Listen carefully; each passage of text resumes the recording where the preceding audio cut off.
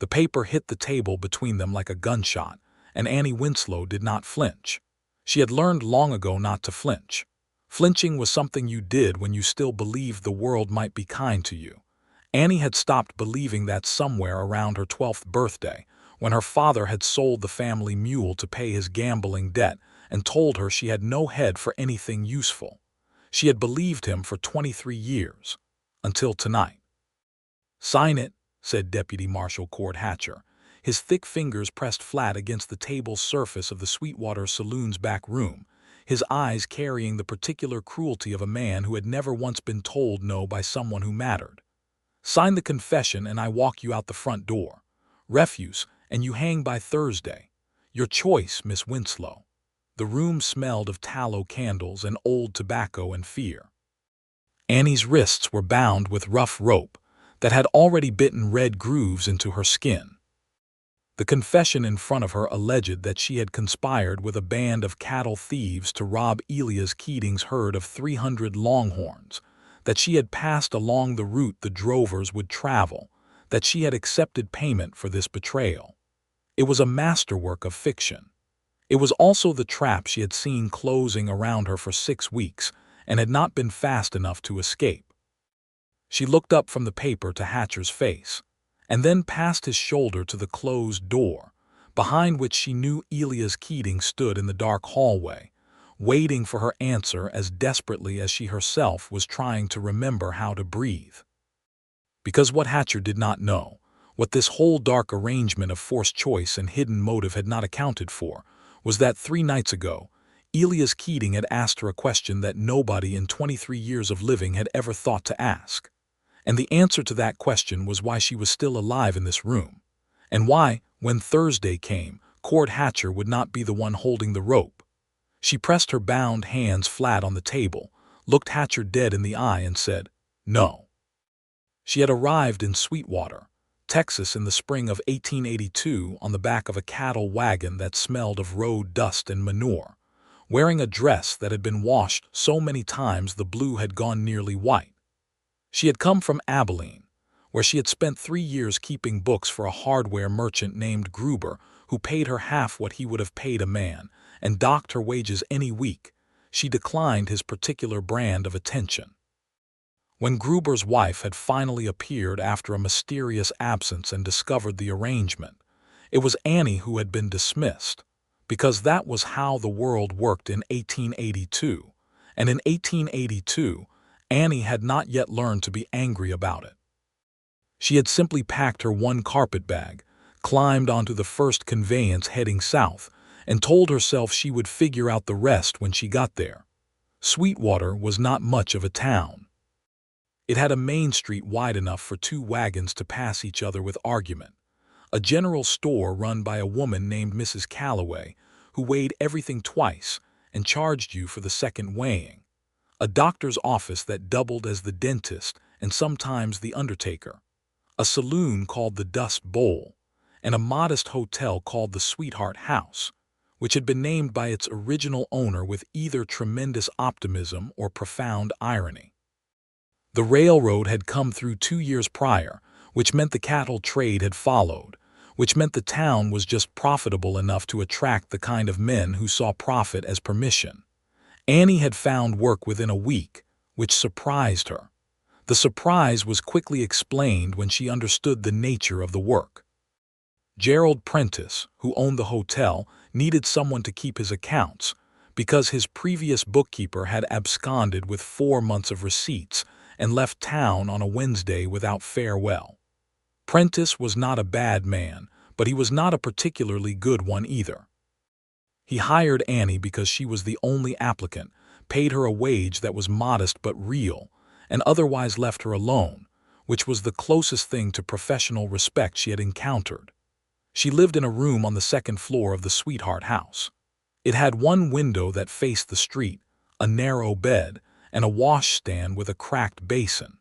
She kept her few belongings in her carpet bag because she had learned not to unpack completely in any place. Unpacking completely meant you believed you were staying. Annie never quite believed she was staying anywhere. She had been in Sweetwater for 5 weeks when she first saw Elias Keating. He came into town on a Tuesday afternoon with a crew of 8 drovers and a cloud of red dust that preceded him down Main Street like an announcement. She was crossing from the general store to the hotel when the horses passed, and she stepped back onto the boardwalk to avoid the commotion, and that was when she saw him. He was not what she would have described, in the novels she sometimes read by candlelight, as breathtaking. He was not the kind of handsome that required you to catch your breath. He was tall and lean with sun-darkened skin and dark eyes under a hat brim that had seen considerable weather, and there was something about the way he sat his horse, not with the arrogant swagger of the men who used their saddles as thrones, but with the easy, practiced confidence of someone who had grown up working the land and knew it for what it was, that made her look twice. She never looked twice. She had heard of him. In Sweetwater, you heard of Elias Keating within your first week, because he was the largest cattle operation in the county, which meant he was the reason the railroad had come, which meant he was the reason the town existed in anything close to its current form. He ran the Keating Ranch 12 miles east of town on 2,000 acres of semi-arid grassland that he had built from nothing after his father's death 9 years ago, when Elias had been 24 years old and left with a small inheritance, a piece of debt-ridden land, and no clear plan. That was the version of the story that Mrs. Calloway at the general store told. The version that the men at the saloon told involved considerably more hardship, and at least one season when nobody was sure he would survive it, and that version was probably closer to the truth. He was 33 now. He drove cattle twice a year to the railhead.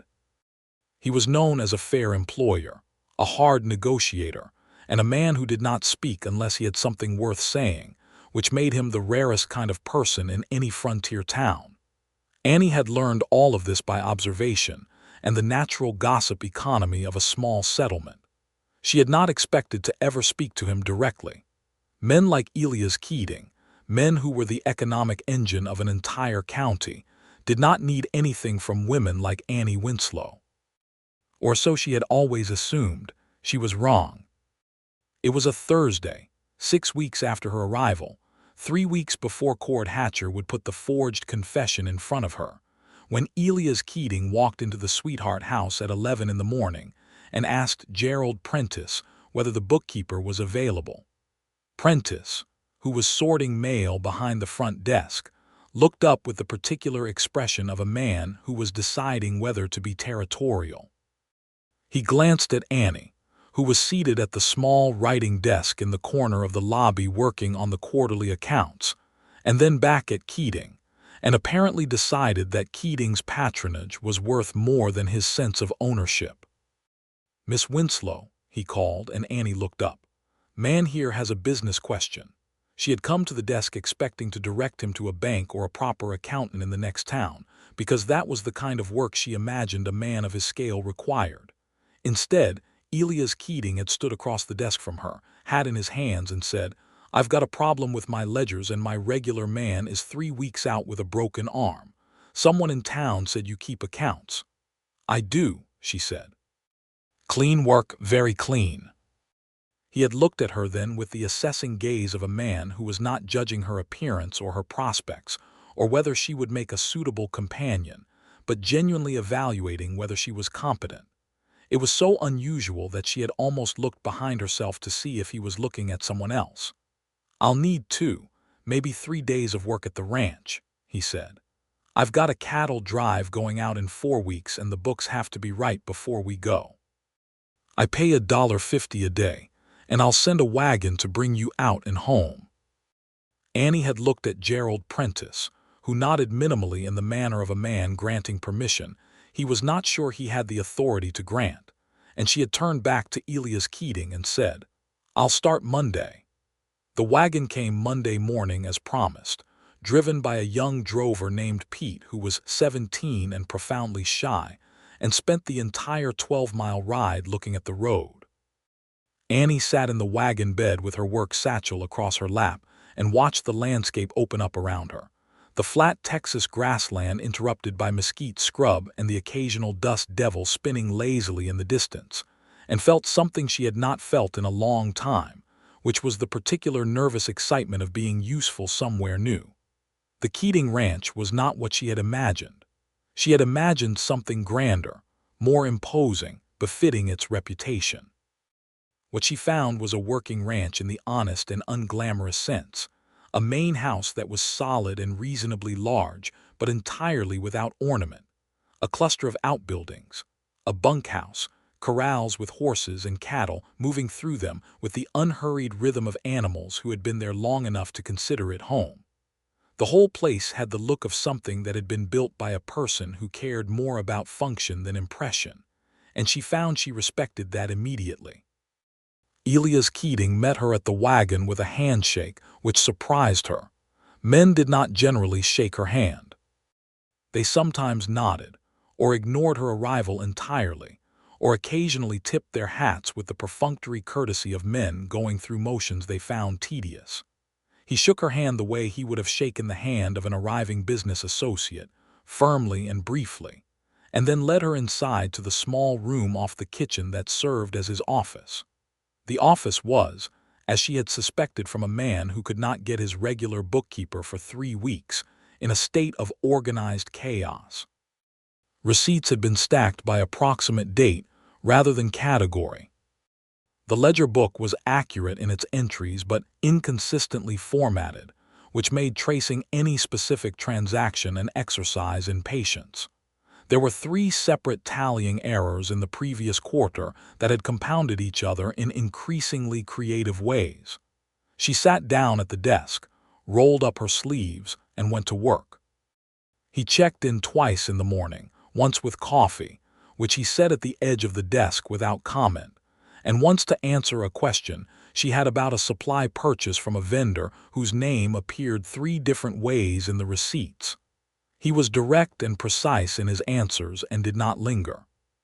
She worked through lunch, which she had brought in her satchel because nobody had told her differently, and in the early afternoon she heard him working outside, the sounds of the ranch carrying through the open window, the creak of the corrals, men's voices, the particular noise of cattle being moved. By the time Pete came to drive her back to town, she had cleared the first quarter's accounts completely, identified and corrected 2 of the 3 compounding errors, and left a note on the desk explaining what remained for the following day and why she had organized the remaining receipts the way she had. The second day was much like the first, except that Elias Keating came in mid-morning not with a business question, but with something that looked, in a man of such deliberate economy, almost like curiosity. He looked at the way she had reorganized the ledger, at the marginal notes she made to herself as she worked, at the system she had built in 2 days to manage what had been months of accumulated disorder, and he said, "You're quick." "The system is not complicated once you see it," she said. "My previous man didn't see it for 3 years." She did not know how to respond to that, so she said nothing and went back to her work. But she felt him still standing there, not in the hovering, suffocating way of men who watched because they were suspicious, but with a quality of genuine attention that she could not quite name. "Miss Winslow," he said after a moment. She looked up. "What are you actually good at?" The question landed strangely. Not unkindly, not with the edge of a test or the condescension of a man who expected a poor answer. It was asked the way a person asks a question when they genuinely want to know the answer, with simple curiosity and an open expectation of honesty. Nobody had asked her that before. In 23 years of working for her keep, of learning skills because necessity demanded them rather than because anyone had thought to inquire what her natural gifts might be, nobody had ever sat down across from her and asked what she was good at. Her father had told her what she was bad at. Her employers had told her what they needed. Gruber had told her what she owed him. Nobody had asked. She opened her mouth to give the rote answer, something about accounts and figures, and then she stopped. Because he was looking at her with that quality of attention again, the quality that said he was actually listening, that the answer mattered, and she felt something shift in her chest like a door that had been bolted from the inside for years suddenly losing its purchase. "Numbers," she said, and then, because he was still listening, "patterns. I see where things don't fit. If something is wrong in a set of accounts, I can feel it before I can explain it. I find the thing that's out of place." She paused. "I'm also very good at not being seen," she said, and was not sure why she said it, because it sounded more like a secret than an answer to a professional question. He did not dismiss it. He turned it over the way a man turns over a piece of evidence and looks at it from multiple angles. "That's an interesting pair of things to be good at," he said. "They tend to go together," she said. He nodded slowly, as though she had confirmed something he had suspected. "Well," he said, "I'm going to need both of those things before this cattle drive is done, I think." He went back outside. Annie looked at the ledger in front of her and realized her heart was beating faster than a set of account books had any right to make it beat. She did not understand that sentence, not then. She would understand it entirely too well within the week. By her third day at the ranch, she had finished the accounts completely. She had not only corrected the errors, but had also produced a clean summary of the past year's transactions organized by category, a forward-looking estimate of the drives, likely costs based on comparable previous drives in the ledger, and a separate page noting 3 recurring discrepancies in the supply invoices that suggested either consistent clerical error by a vendor or something more deliberate. It was this last page that she set in front of Elias Keating when he came in that afternoon, and it was this last page that changed everything. He read it slowly and carefully. His expression did not change dramatically, but something shifted in the set of his jaw, and when he looked up, his eyes held a sharp, focused quality that was different from anything she had seen in his face before. "You found this in 3 days," he said. "The pattern was there for 11 months, she said. "Someone just needed to look for it." He leaned back in his chair. "The invoice discrepancies are from Hatcher's Supply Company," he said. "Deputy Marshal Hatcher," Annie said, because the company name and the lawman's name had connected themselves in her mind with the automatic ease of pattern recognition, and she watched his jaw tighten further. "The same," he said. "Cord Hatcher runs it out of a back arrangement with a supplier in Fort Worth. It's technically legal or legal enough. But these numbers," he tapped her page, "suggest he's been overcharging by about 20% for over a year. Which on your volume," Annie said, "is a considerable amount of money. Considerable enough that a man might decide to find other ways to recover it if he thought his arrangement was being investigated," Keating said, and his voice was quiet and deliberate and held a weight she was only beginning to understand. "Is it being investigated?" she asked. He looked at her steadily. "It is now." She should have left it there. She should have accepted her $3, thanked him for the work, and ridden back to Sweetwater in Pete's wagon. She should have unpacked nothing of herself into this situation, which was the advice she always gave herself and never quite managed to follow. Instead, she said, "Is Hatcher the kind of man who retaliates?" Elias Keating studied her for a long moment, and the quality of that study, the seriousness with which he was considering her, the fact that he was evidently deciding how honest to be rather than simply reassuring her and dismissing the question, made her sit very still. "Yes," he said, "he is." "Then you should be careful how you proceed," she said. "So should you," he said. She did not understand that either. Not yet. She understood it 8 days later when she returned to her room at the Sweetheart house after a morning at the general store to find that someone had been through her belongings. Her carpetbag had been repacked too carefully, everything in the right place but slightly off from the way she always did it, and her work satchel, which she had left tucked under the bed, had been moved to the top of the desk. Nothing was missing. That was the part that frightened her more than theft would have. Someone had come not to take but to know, to confirm what she had, to understand what she might be able to prove. She went straight to the hotel desk and asked Prentice if anyone had come for her, and Prentice said yes. Deputy Marshal Hatcher had stopped by with a question about some bookkeeping irregularity he was investigating, and had asked to leave a note in her room since she was out. Prentice had let him up because Hatcher was a lawman, and because in a small Texas town in 1882, A man with a badge was an authority that very few people thought to question. Annie stood very still in the lobby of the Sweetheart house and felt the trap closing.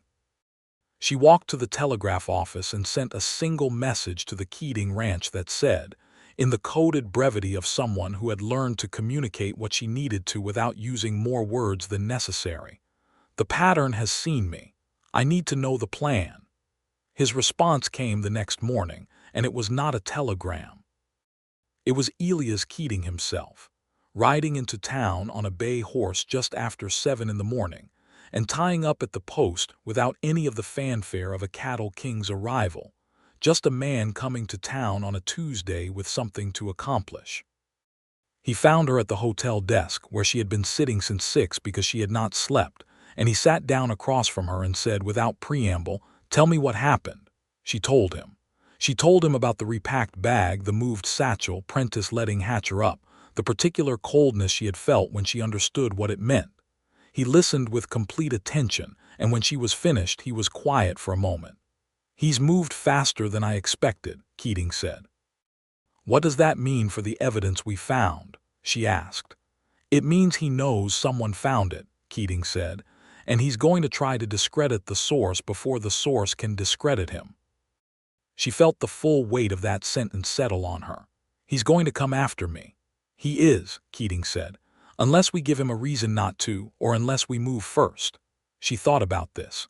She thought about the pattern, the way the numbers in the ledger had told their story before she had even consciously recognized what the story was.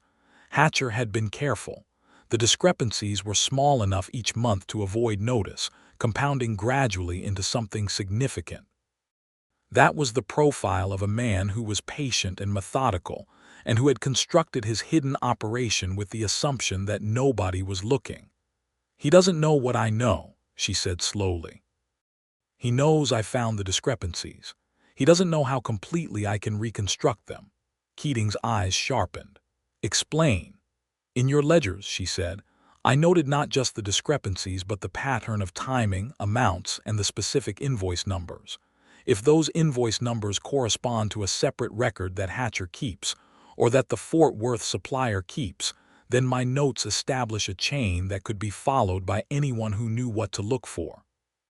"You copied the relevant entries," he said, and it was almost not a question. "I always keep notes," she said. "The copy is not in my room." He looked at her with an expression she had not seen on him before. It was not surprise exactly, because she did not think Elias Keating was easily surprised. It was something closer to a reassessment, the look of a man revising his understanding of what he was dealing with in the upward direction. "Where is it?" he said.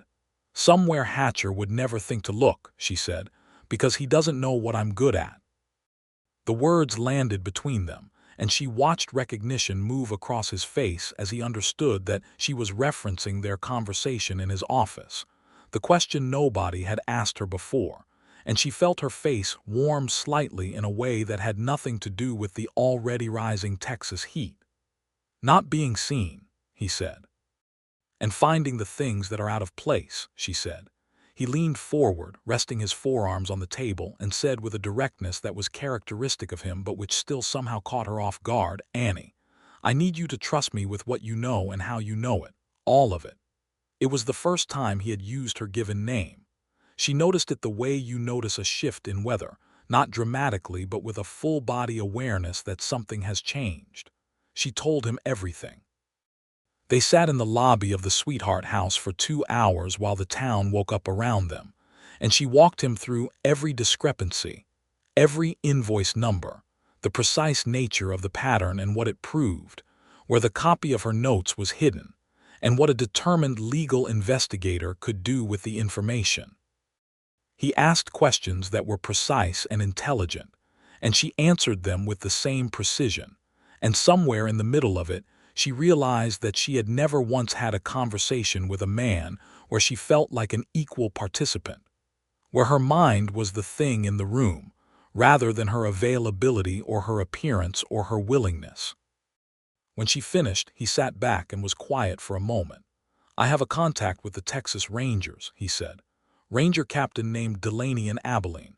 He's been building a case against Hatcher for other reasons, but what you found is more concrete than anything he has.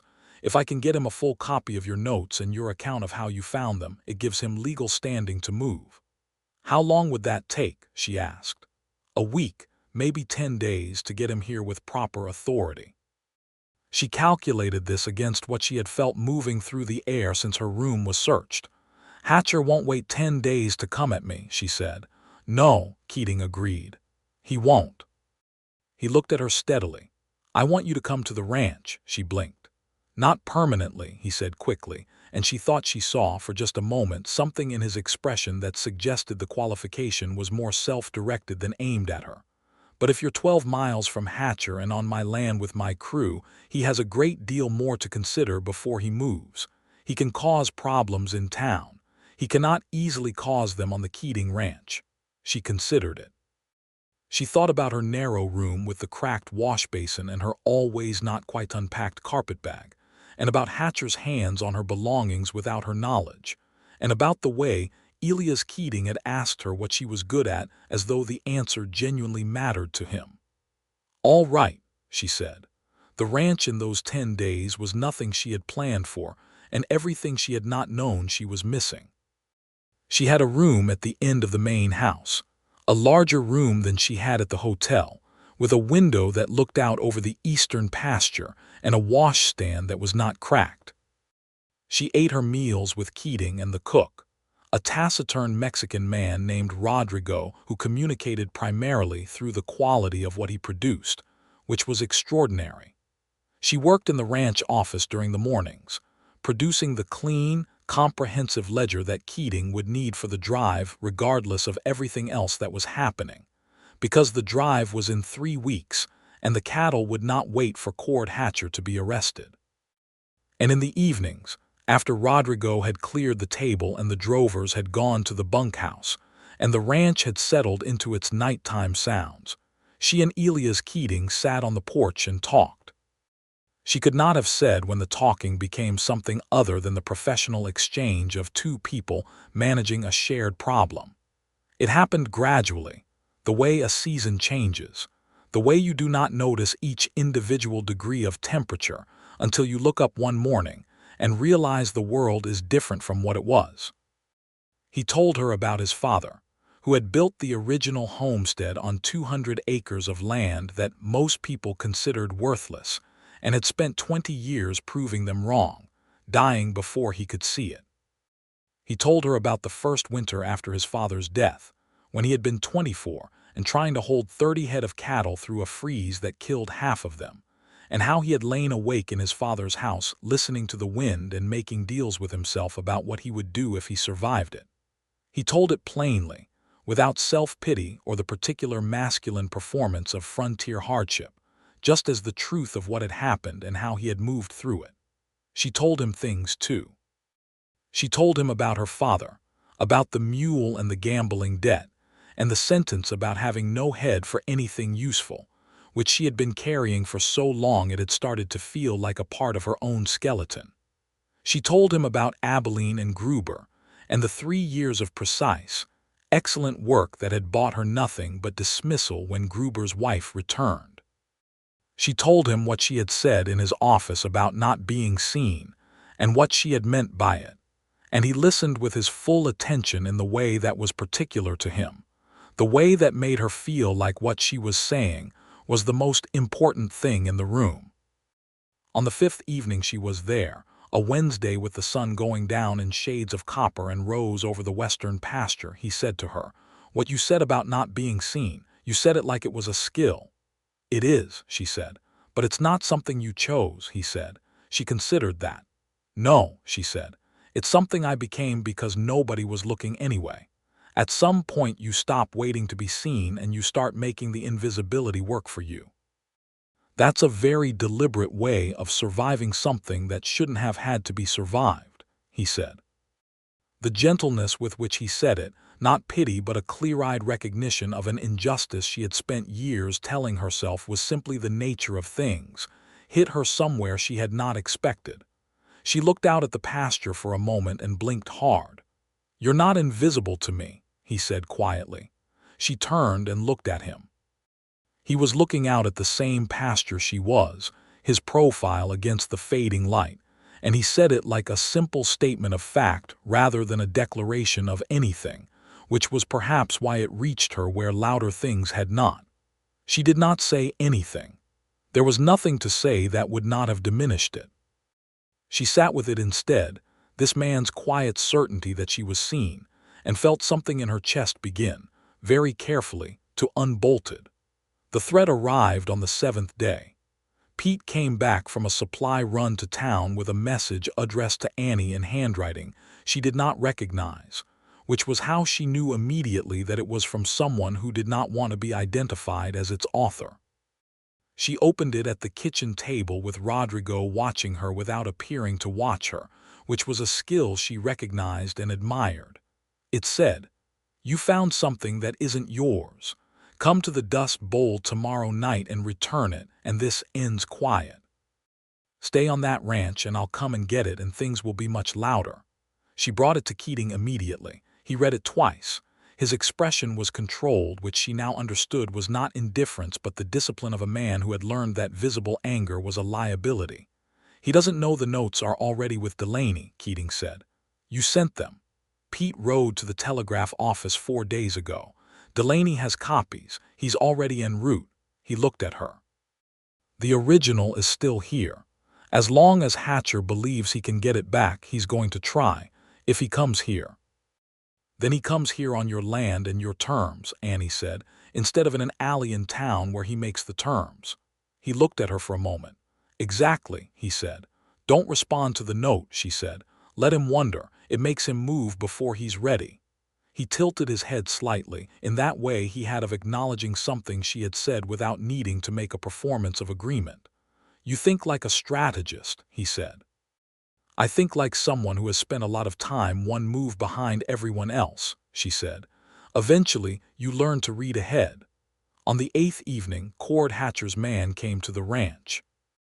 Not Hatcher himself, but a heavy-shouldered man named Vance who worked as Hatcher's unofficial enforcer, and whose arrival was announced by Pete with the careful, controlled urgency of a young man trying not to look alarmed. Keating went out to meet him at the gate, and Annie watched from the window of the office with her hand resting on the edge of the desk, and her mind moving through the possibilities like fingers through ledger pages. The exchange was brief. She could not hear the words from where she stood, but she could read the conversation in the body language, Vance's aggressive posture and Keating's absolute stillness, the kind of stillness that was not passivity but its precise opposite, the stillness of a man who is completely certain of his position and has nothing to prove. At the end of it, Vance rode away and Keating came back inside. "Hatcher wants a meeting," he said. "Tomorrow night at the Dust Bowl Saloon. He'll come alone if I do." "You're not going alone," she said immediately. He looked at her with an expression that she had come to recognize as affection, wearing the costume of professional assessment. "I wasn't planning to," he said. She went with him the next night, which was not what Hatcher had planned. She could see that in the deputy marshal's face when they walked through the door of the Dust Bowl, the very specific tightening of a man who has set a trap and watched the intended quarry walk around it. Keating had 2 of his drovers outside, visible through the window, which Hatcher would have seen before they came in. Hatcher recovered quickly because he was practiced at recovery. He sat at a table in the back with his hands flat in front of him and invited them to sit with a graciousness that was so false it was almost admirable. "Mr. Keating," he said. "Miss Winslow." A pause that was calculated to communicate his awareness of everything. "This is a private matter. Miss Winslow is my bookkeeper," Keating said, "and the person most qualified to discuss the matter at hand. She stays." Another pause. Hatcher's eyes moved to Annie with an assessment that was not professional. She held his gaze and kept her face neutral. "I'm going to be direct," Hatcher said. "Whatever was found in your accounts is a misunderstanding. I'd like the chance to correct it before anyone takes it somewhere official." "It's already been taken somewhere official," Keating said, and Hatcher went very still. "Captain Delaney of the Texas Rangers has a full accounting," Annie said, and she kept her voice pleasant, "with original invoice numbers, dates, amounts, and my professional analysis of the pattern. He received it by telegraph 5 days ago." The silence in the room was the kind that had edges. She watched the calculation move through Cord Hatcher's face, the rapid reassessment of his options, the shift from confidence to something harder and colder. She had felt it coming before she could name it, the way she always felt the wrong number in a set of accounts before she consciously identified it, and she had already moved her chair slightly back from the table. "Then I suppose," Hatcher said, "this conversation is unnecessary." He stood, and then he looked at her with a deliberateness that was meant to communicate a threat without being one in front of witnesses. "You're very good at finding things that are hidden, Miss Winslow." "Yes," she said. "I am." He left. Keating watched him go and then looked at Annie with an expression that was somewhere between concern and something warmer that he was managing with visible effort. "He's not done," Keating said. "No," she agreed, "but he's out of clean options."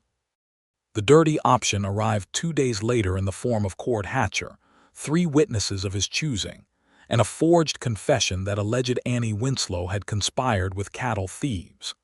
She was in town to retrieve the rest of her belongings from the Sweetwater house when Hatcher appeared with his badge and his witnesses and marched her to the back room of the saloon, where the paper waited on the table like a sentence waiting to be pronounced. She understood it immediately. Hatcher could not discredit the evidence she had found, so he was discrediting the finder. A woman who had conspired in cattle theft was not a credible witness. A confession would stop Delaney's investigation cold while the legalities were sorted. It was the move of a man who was out of clean options and had decided that dirty ones would have to do. She sat across from him in the candle-lit room with her bound wrists on the table, and she felt very clearly the full weight of her situation. The confession was a trap. Signing it was capitulation. Refusing it was calling a bluff that Hatcher might not be bluffing, but she had played through the numbers. She knew, with the same certainty that told her when an account was wrong, that Hatcher needed her to sign because if she did not, and if Delaney arrived before he could manufacture another solution, Cord Hatcher was finished. He needed her signature more than she needed to avoid his threat. The asymmetry was in her favor. Barely, but in her favor. She pressed her bound hands flat on the table, looked Hatcher dead in the eye and said, "No." Hatcher's composure did not crack, but it bent. "Miss Winslow, Captain Delaney arrives tomorrow," she said, because she had counted the days since the telegraph and she was right. She was very sure she was right. "You have one night to decide whether you want to be the man who forged a document trying to obstruct a Texas Ranger's investigation on top of everything else, or the man who made a business error in his supply arrangements and can negotiate accordingly."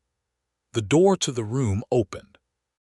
Elias Keating stepped through it, and behind him stood 2 men she had not seen before, one of whom wore a badge that was different from Hatcher's County Star, a state badge, a Texas Ranger's badge, and she understood in a flood of relief that she had miscounted by 1 day and Delaney had arrived not tomorrow but tonight. "Cord Hatcher," said the Ranger, whose name she would learn was indeed Captain Thomas Delaney, "I have a warrant issued from the state court in Austin for your arrest on charges of fraud, extortion, and conspiracy in the misappropriation of funds in connection with the supply arrangements of 3 separate cattle operations in this county." The room went very quiet. Hatcher looked at Annie. She looked back at him. She thought about everything she had been told she was not good at, and about the one person who had thought to ask what she was good at, and about what her 2 particular skills, finding the hidden thing and not being seen until the moment she needed to be, had built together in the course of 10 days.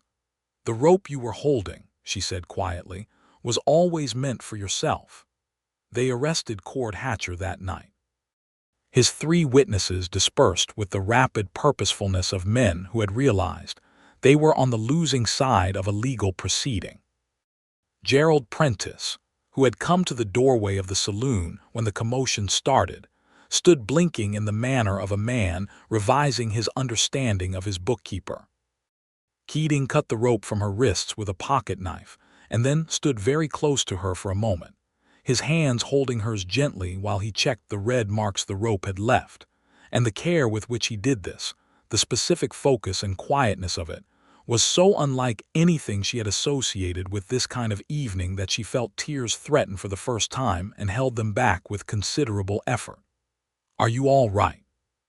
he asked, and it was not the general question but the specific one, the one that meant, "Are you all right inside where it matters, not just upright and breathing?" "I will be," she said. He held her hands a moment longer than the check required. Captain Delaney took their full statements that night in the hotel lobby, while Prentice provided coffee with the anxious hospitality of a man who wanted to appear helpful. Annie walked him through every entry, every invoice number, every element of the pattern she had found in the clean, organized way she organized everything.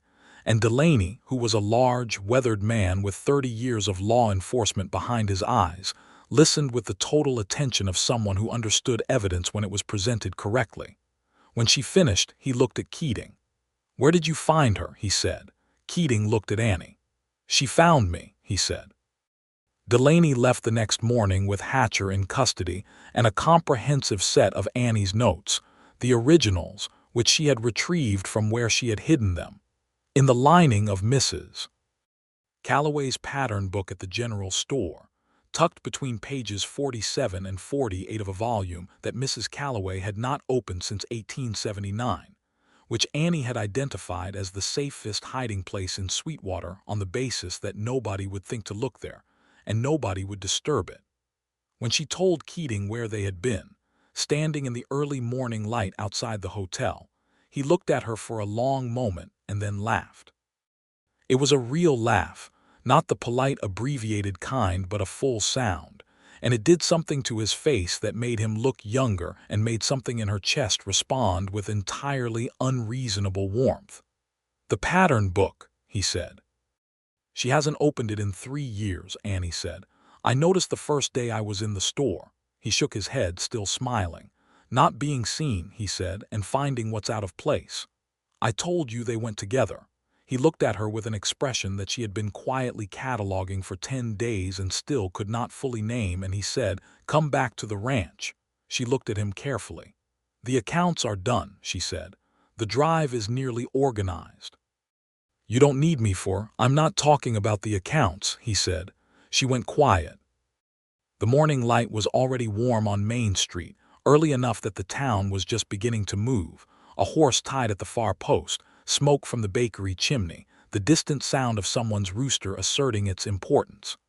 "I know this is forward," he said with a carefulness that was characteristic, the discipline of a man choosing his words precisely because he understood their weight. "And I know your situation is your own to determine, but I'd like you to stay, not as a bookkeeper or not only that. I'd like you to stay because the last 10 days have been the most honest conversations I've had with another person in a very long time, and because I would like to have more of them, and because," he paused, and in the pause she could see him deciding to be completely honest, "because you deserve to be somewhere that you don't have to be invisible." She thought about what he had said on the porch, the evening with the copper sunset, when he had told her she was not invisible to him. She had been carrying it since. "You're offering me a position," she said, to give him room, because she was still not sure she was reading what she thought she was reading, because she had been wrong before about what men meant when they said things. "I'm offering you a home," he said, "if you want one. The position is part of it but not the whole of it. I want to be clear about that." She looked at him for a long moment, at the dark eyes under the weathered hat brim, at the man who had shaken her hand and asked her what she was good at, and listened to the answer, and then given her the chance to prove it, who had stood between her and a corrupt lawman without making her feel like something that needed to be rescued, who had held her marked wrists in his hands with the tenderness of someone who understood that injury was not only what was visible. "I've never unpacked my carpetbag all the way," she said, "anywhere I've ever lived." He waited. "I'm not sure I know how," she said. "I can wait while you figure it out," he said. "I'm in no particular hurry. I'll be here." She said yes.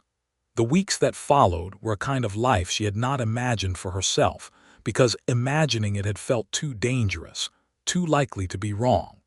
She moved into the room at the end of the main house, the room with the window that looked out over the eastern pasture, and she unpacked her carpetbag slowly over the course of several days, as though the commitment required to be made in stages rather than all at once. She found new work for herself at the ranch, because she was constitutionally incapable of not being useful. She organized Keating's records going back 5 years, producing a systematic archive that his next bookkeeper could use without needing to deduce anything. She noticed that Pete, the young drover, was bright and mathematically inclined, but had never been taught to read properly, and she spent an hour every evening teaching him, which he accepted with the combination of enthusiasm and mortification particular to a 17-year-old being educated by a woman.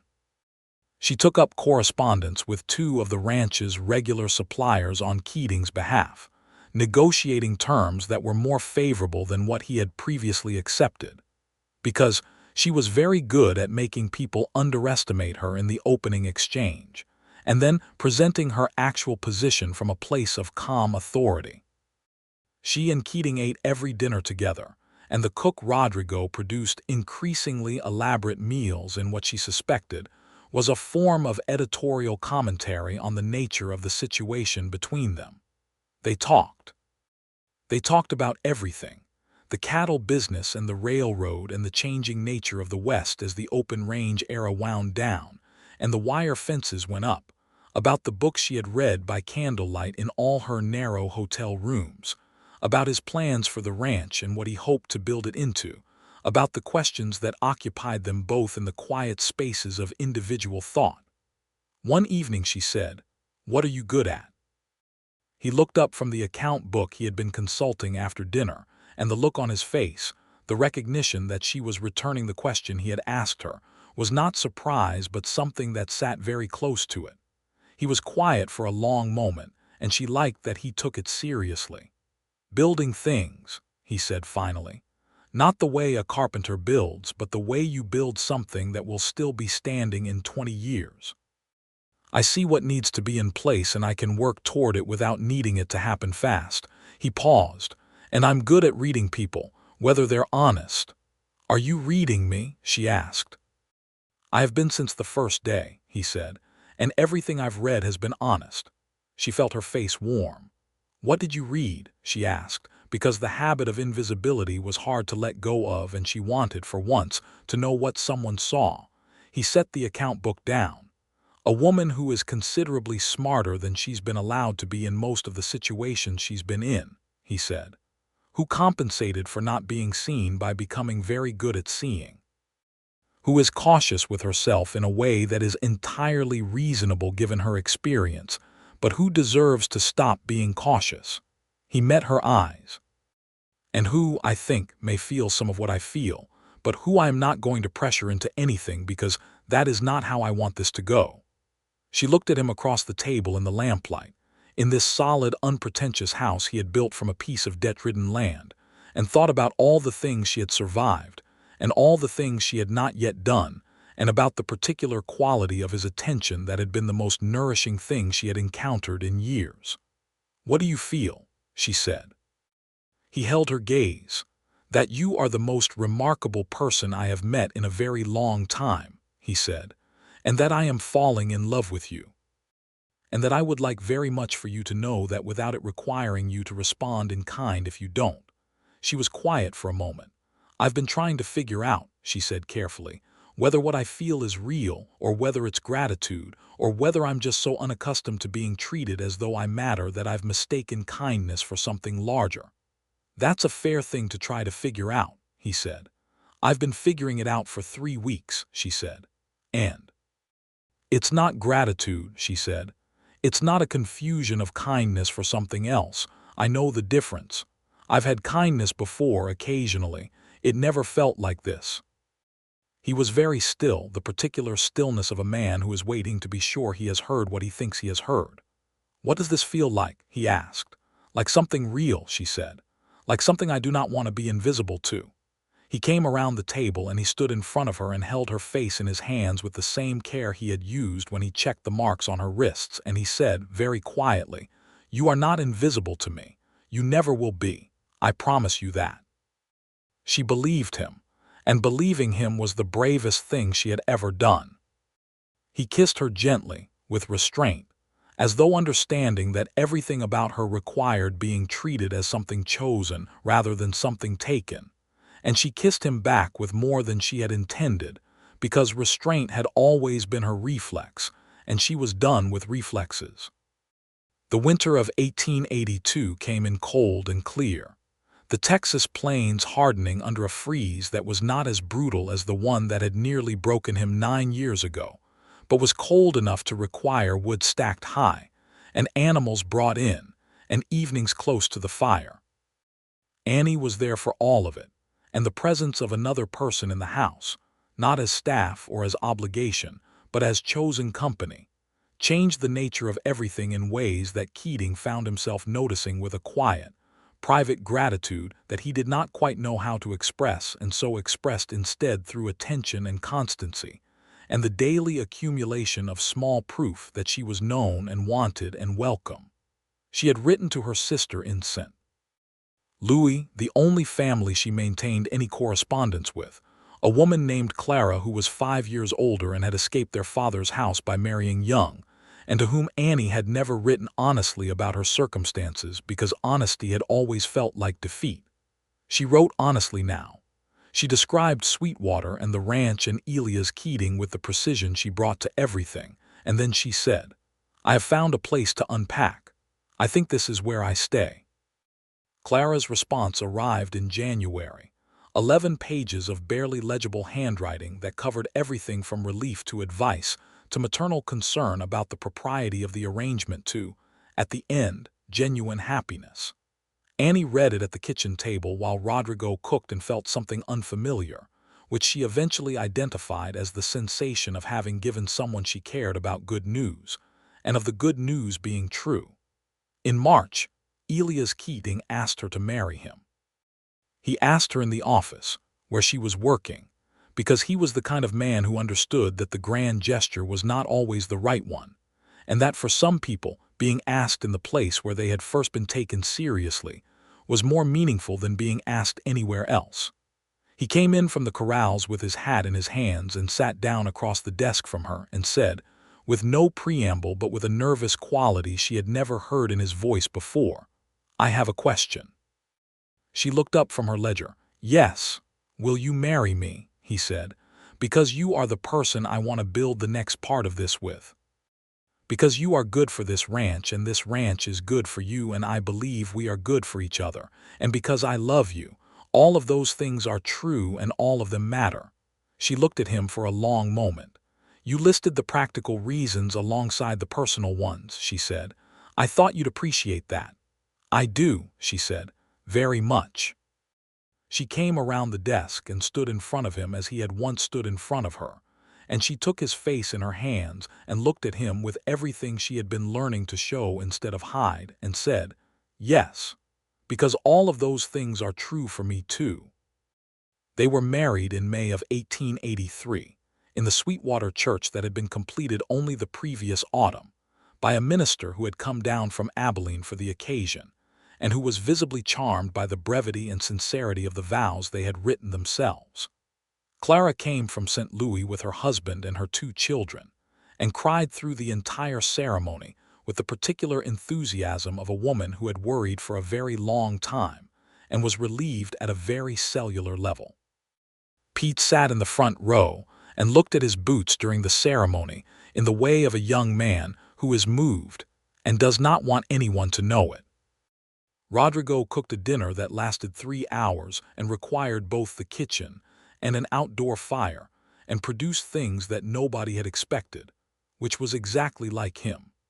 Gerald Prentice came, because Sweetwater was a small town and it would have been awkward not to invite him, and he shook Keating's hand and told Annie she had been an excellent bookkeeper in the manner of a man trying to claim some credit for something he had not actually done. She thanked him kindly because she had found, in the past year, that she had more room for generosity than she had previously believed.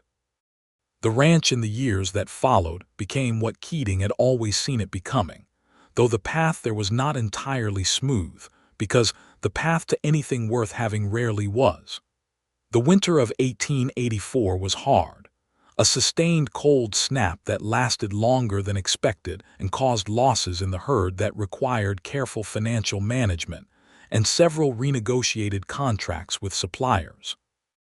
Annie handled the financial management with the precision and creativity that had made her remarkable from the beginning, and it was through that winter's work that they not only stabilized but reorganized the ranch's supply arrangements in ways that saved them substantially in subsequent years.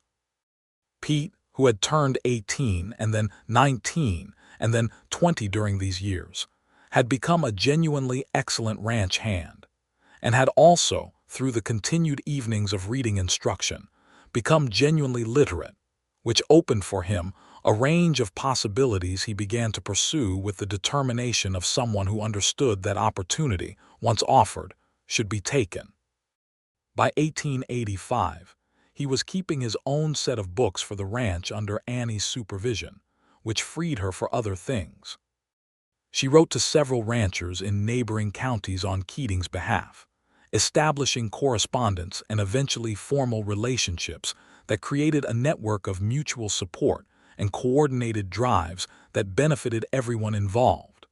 She also, in the spring of 1884, began to teach a small class at the church for the children in the surrounding area who had no access to formal schooling. This started with 6 children and grew to 14, and while Annie had never imagined herself as a teacher, she discovered that the skill of pattern recognition translated directly into the ability to identify how different minds learned and to adjust her approach accordingly, which made her very good at it. The school became a fixture of Sweetwater's community in a way that outlasted several other institutional attempts. Cord Hatcher was tried in Austin and convicted of fraud in the fall of 1883. His sentence was 5 years, which most of Sweetwater considered light, and which Annie considered an acceptable outcome because the important thing was that he was no longer operating in their county, and the supply arrangements he had corrupted were now handled by honest parties. She did not speak of him often. He was not worth the words. Their first child was born in February of 1885, a boy they named James Thomas Keating, James for Elias' father and Thomas for Captain Delaney, who had become an unexpected friend over the 2 years since the arrest, and who received the news of his namesake by telegraph in Abilene, and replied with a message that was, for a man of his economy of expression, unusually warm. James arrived in the middle of a cold night with Clara in attendance, who had come 2 weeks early just to be sure, and proved himself from the first hour to have his mother's habit of watching everything with complete, evaluating attention, which his father found profoundly amusing. Annie held her son in the early light of the morning after his birth, while Keating sat beside her on the bed with his arm around her and his chin resting against her hair, and felt the word home in her chest not as a concept but as a physical reality, the specific coordinates of a place where she had been asked what she was good at and believed and given room to prove it. "What do you think he'll be good at?" Keating murmured. She looked at the small, serious face of her son. "Everything he chooses," she said. He pressed a kiss against her temple. "He has the right mother for that to be true," he said. The summer of 1885 brought changes to the wider territory that required everyone's attention. The range wars that had been simmering across the West as large cattle operations and smaller settlers came into conflict over land and water rights had echoes even in their county, and there were 2 incidents in neighboring areas that required the community to organize responses. Keating was known and respected enough that he was asked to mediate in one of these situations, and he did so with the same quality of quiet authority that characterized everything he did, with Annie present at every meeting because her ability to read the logic of a disagreement and find the misalignment that was causing it was, by then, something that everyone who worked with them understood to be as valuable as anything else the Keating operation brought to a table. She was not invisible. She had not been invisible for years. It was still sometimes startling to notice, the way a person who has recovered from a long illness is sometimes startled by the ease of ordinary health, but the surprise was a good one, the kind you did not resent. The second child came in the autumn of 1887, a girl they named Clara Marie Keating, for Annie's sister, and for Keating's mother who had died when he was 12. Clara Marie arrived with considerably more noise and urgency than her brother had managed, and established from the outset a personality of such determined opinion that Rodrigo, who expressed editorial commentary through food, produced an unusually elaborate dinner the evening of her birth, which everyone understood was his way of acknowledging that someone interesting had arrived. James, who was 2.5, regarded his sister with the philosophical tolerance of a small person who has not yet been given a choice. He would, in time, become her staunchest defender, but that was still years away. Clara came from St. Louis again, bringing her eldest, who was now 12 and deeply impressed by the ranch in the way of urban children encountering working land, and spent 3 weeks helping and overseeing, and generally ensuring that her sister had everything she needed. Annie, who had spent most of her life with only her own resources to rely on, found this overwhelming in the best possible way, the way of abundance that you could not quite believe was real. In the quiet evenings after the children were settled and the house had moved into its nighttime register, she and Keating sat on the porch the way they had sat in those first weeks, and talked the way they had always talked, with the ease of people who had become each other's primary conversation, who had found in each other not only love but the rarer thing, the person whose mind you want to be near for its own sake, not only for what it offers you, but for what it is. "Do you remember," she said one evening in the autumn of 1887, with the night coming in cool and scented with grass and the distant lowing of cattle in the west pasture, "when you asked me what I was good at?" He looked at her. "I remember everything about those first weeks," he said. "You were the most interesting thing to come through this county in 10 years. You had a very strange way of showing it," she said, "very professional." "I was trying to be respectful," he said. "You looked at me like you expected me to do something offensive. I was working very hard not to." She laughed. It was the kind of laugh that had taken a while to come easily, the kind that did not have a guard on it. "I did expect you to do something offensive," she said. "Everyone else had." "I know," he said. "That made me very angry on your behalf. You never showed it." "I showed it in other ways," he said.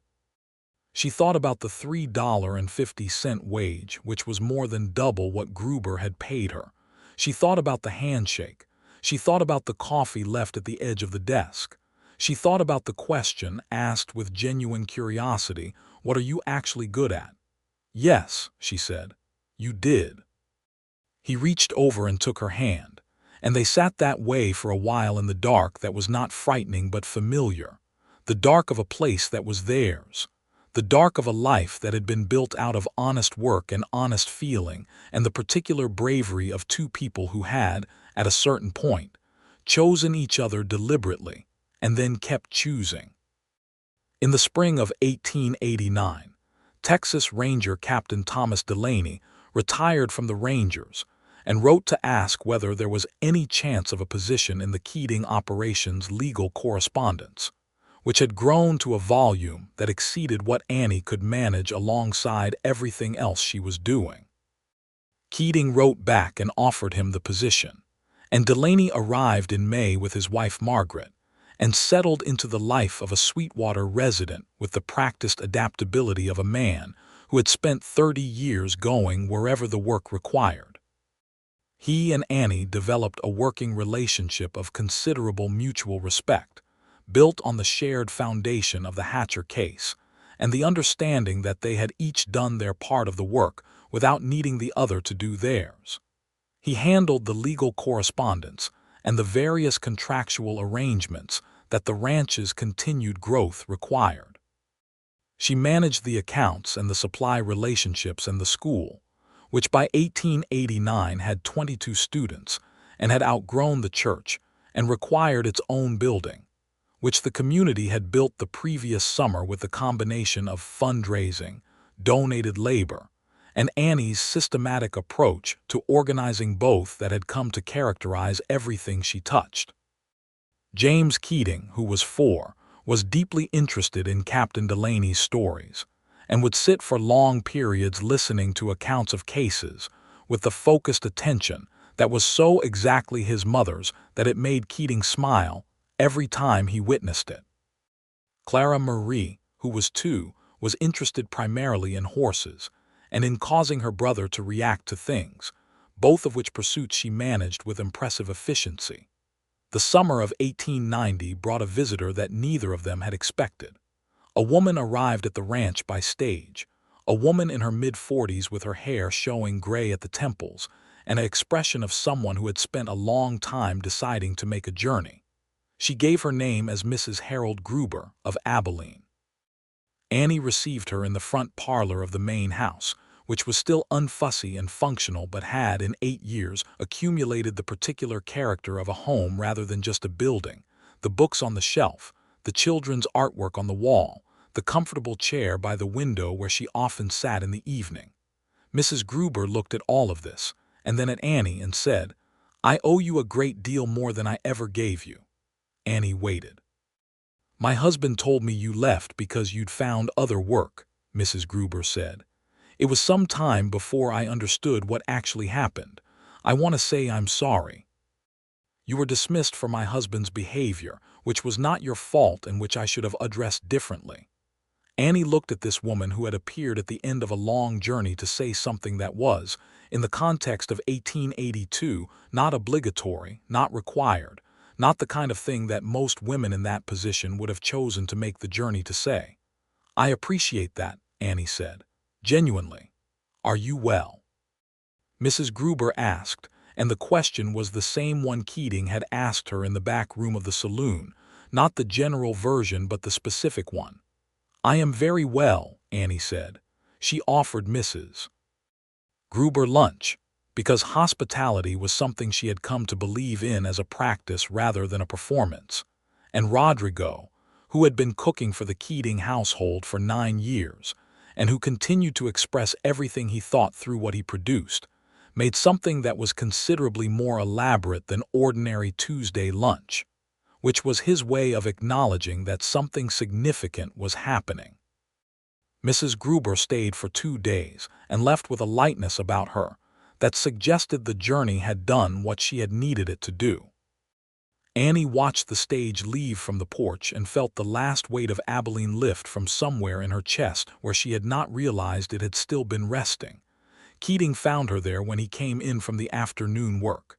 He stood beside her and looked at the road where the stage had gone and said nothing for a moment. "All right?" he asked. "Better than all right," she said. He put his arm around her shoulders and she leaned into him, and they stood in the late afternoon light while the ranch moved around them in its ordinary, extraordinary way. In the winter of 1891, Annie Winslow Keating did something she had been thinking about for 2 years. She wrote up a systematic account of the methods she used to organize accounts and detect financial irregularities, a practical manual in plain language that could be used by anyone who kept books for a business, whether large or small. She wrote it carefully, with examples drawn from generalized versions of situations she had encountered, and when it was done, she sent it to a publisher in Austin who had been recommended to her by Delaney. The publisher wrote back in March to say he would publish it. It was not a dramatic moment. She read the letter at the kitchen table on a Tuesday morning while James ate his oatmeal and Clara Marie tried to convince him to give her his portion, and she sat quietly with it for a moment before she said anything. Keating came in from the barn and read her expression and raised his eyebrows. She handed him the letter. He read it, and the expression that moved across his face was one she knew very well by then, the particular quality of pleasure that was specifically for things that happened to her rather than to him, the pleasure of someone who is paying attention and cares about what they see. "They're going to publish it," he said. "They are," she said. He came around the table and pulled her up from the chair and held her with the uncomplicated warmth of 8 years of marriage, which had not simplified them or made them complacent but had deepened the knowledge each had of the other until it was the most reliable thing either of them possessed.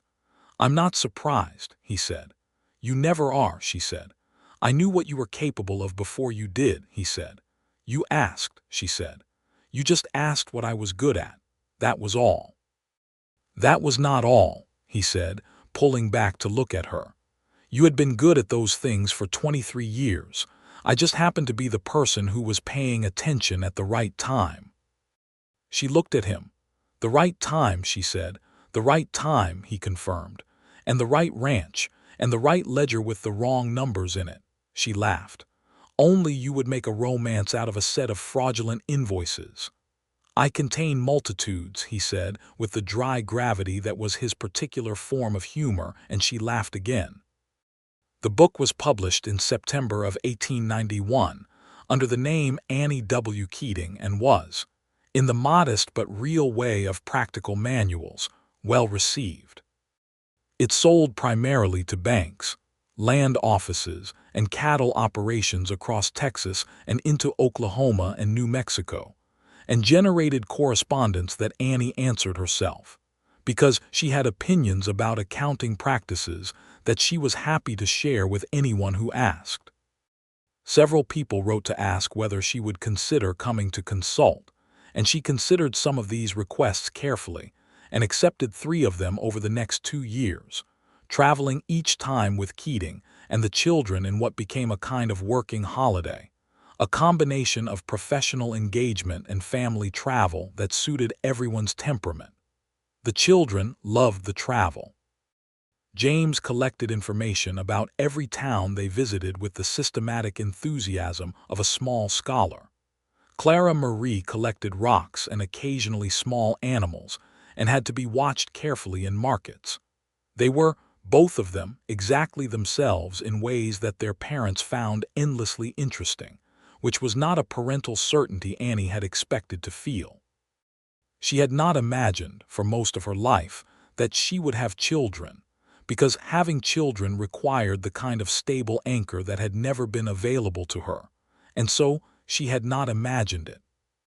Finding herself in possession of both the anchor and these 2 specific people was a daily source of something that she could only call astonishment, the good kind.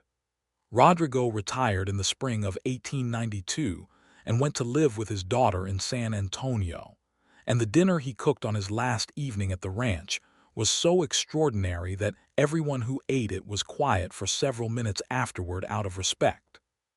He was replaced by a young woman named Isabel who was 19 and had been trained by her grandmother, and who proved within a month to be of comparable quality, which everyone appreciated. Isabel and Pete, who was 27 and had grown into an excellent rancher and a capable reader of both books and people, developed a friendship that was visibly more than friendly, and Keating and Annie exchanged glances about it with the self-aware amusement of people who recognized what they were looking at. They were married the following year. The third Keating child, a boy named Daniel Rodrigo Keating, arrived in the autumn of 1893, named in part for the retired cook who had fed them all for a decade, and whom Rodrigo himself received the news of by letter and responded to with a recipe. Daniel arrived with his mother's eyes and his father's stillness, and an expression of comprehensive assessment that made Delaney, visiting on the day after his birth, remark that the boy looked like he was already taking notes. He was not wrong. The Sweetwater School in 1894 acquired a second teacher, a young man named Henry who had come from the East with a teaching certification and a willingness to be somewhere that needed what he had. Annie transitioned from primary instructor to a supervisory role, which suited the other demands on her time. She remained connected to the school in the way of someone who had built something and cared what became of it, attending regularly, advising on curriculum, and occasionally teaching the older students herself when Henry requested it, which was often. In the evenings, in the autumn of 1894, On a porch that was now well-worn and entirely familiar, Annie sat with Elias Keating and looked at a sky so enormous that it made the concerns of the day seem appropriately sized. "Where do you think James will go?" she asked, watching the stars and thinking of her 11-year-old son who was already reading agricultural science pamphlets and asking questions about university. "Wherever he decides," Keating said, "we'll make sure he can." "Clara Marie wants to run the ranch," Annie said. "She already thinks she does," he said. "She's not wrong," Annie said. "She has a better instinct for the cattle than Pete does, and Pete is very good."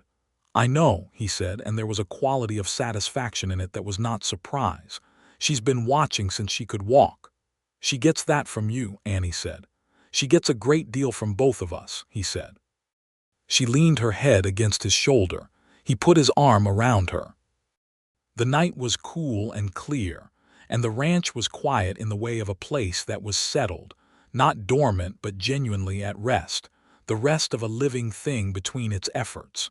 She thought about the word proof. She had thought about it often over the years, the word that felt like the hinge of everything, the way Elias Keating had not only asked her what she was good at, but had then created the conditions for her to demonstrate it, had believed the answer before he had seen the evidence, and then stood back and let the evidence be gathered. That was what proof meant in his language. Not a test administered with skepticism, but an open invitation to be exactly what you had said you were, offered by someone who already believed you. She had spent 23 years being told what she was not. She had spent 12 years being seen for what she was, by one man who had thought to ask and then thought to listen, and then thought to step back and let her be it. The injustice of those first 23 years was real. She did not minimize it or dress it in the language of making her who she was, as though suffering was primarily valuable for its educational content. It had been wrong that her father had dismissed her. It had been wrong that Gruber had exploited her. It had been wrong that the world of 1882 had arranged itself so that a woman of considerable capability had so few avenues to use what she had. Those things were wrong, and the world had been wrong to arrange them, and that wrongness did not become right simply because she had found her way to a better place. But she had found her way to a better place. And the place was real, and the love in it was real, and the children were real, and the ranch was real, and the book with her name on the cover was real, and the man beside her who had asked the question nobody else had thought to ask was the realest thing of all. "Elias," she said. "Yes," he said, without lifting his head from where it rested against her hair. "Thank you for asking," she said. He was quiet for a moment in the way that meant he was considering it fully. "Thank you for answering honestly," he said. "Not everyone does." "I almost didn't," she said. "I almost gave you the polite version." "I know," he said. "I could see you deciding. And you waited. I knew you'd tell me the truth if I gave you time," he said. "You've always been honest. That was the first thing I knew about you." She turned her head and looked at his profile against the night sky, the weathered lines of his face in the dark, and felt the full weight and warmth of everything that was hers. This man and these children and this land and this life that she had not imagined, because imagining it had once felt too dangerous. It was not too dangerous now. She reached up and laid her hand against his jaw, and he turned to look at her. And in his eyes was everything that had been there from the beginning. The simple, serious attention of a man who was paying attention because what he was looking at mattered to him. She kissed him under the enormous Texas sky, and he held her close, and the ranch breathed around them in the night, and everything was exactly where it was supposed to be. In the years that followed, Sweetwater grew. The railroad brought more commerce, more settlers, more of the complicated texture of a community in the process of becoming itself. The Keating Ranch grew with it, adapting to the changing cattle market as the open range era ended, and the fenced, more managed approach of the next generation took shape. Clara Marie, at 14, was already the most knowledgeable person on the ranch about the practical management of the herd, which she pursued with a combination of passion and rigor that made her father proud in the quiet, consistent way that was most like him. James went east for schooling, as they had known he would, and wrote long letters full of information about everything he was learning and questions about everything happening at home. Annie kept every letter.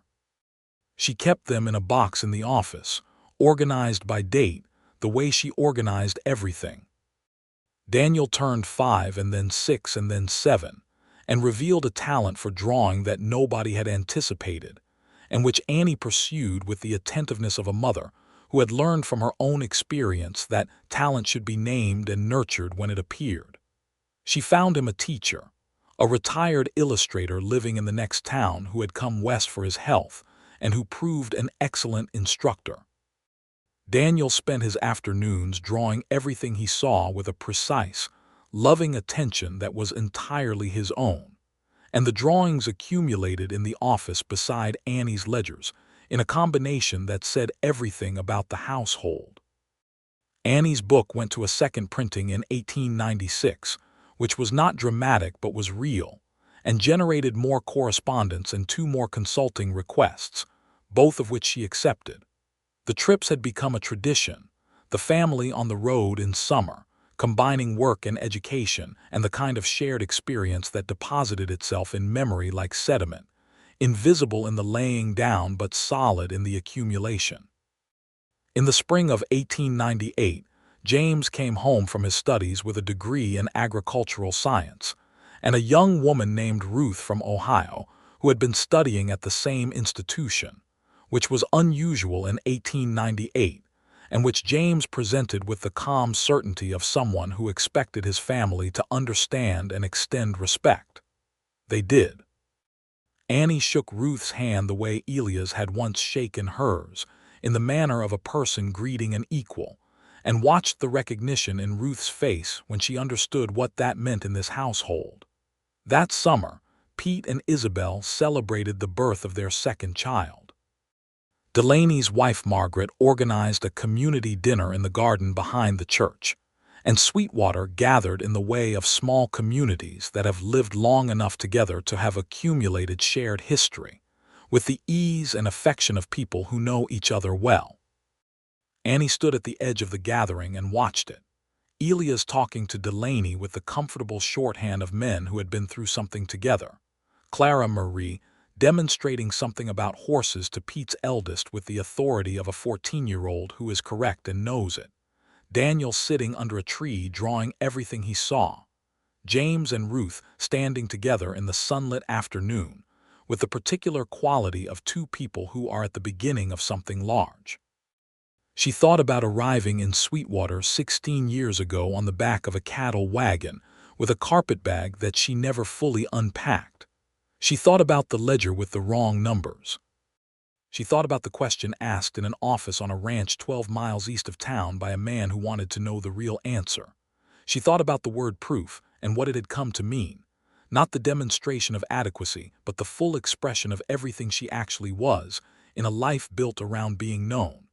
Keating appeared at her shoulder as he had a way of doing, the quiet arrival of a man who was always aware of where she was.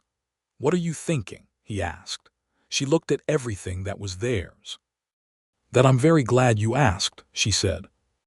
He followed her gaze across the gathering, the people and the late afternoon light and the particular quality of a summer evening in Texas when everything smells of grass and distance. "So am I," he said. He took her hand. She held it. And around them, Sweetwater went on being itself, imperfect and alive in theirs, as the long Texas afternoon settled into evening, and the stars began to appear one by one in the wide sky overhead, which had always been enormous but which, from this particular place and beside this particular person, she had finally learned to see not as a measure of her smallness, but as a measure of the size of everything that was possible. She had found what she was good at. She had been given proof of it, and she had built a life worthy of both.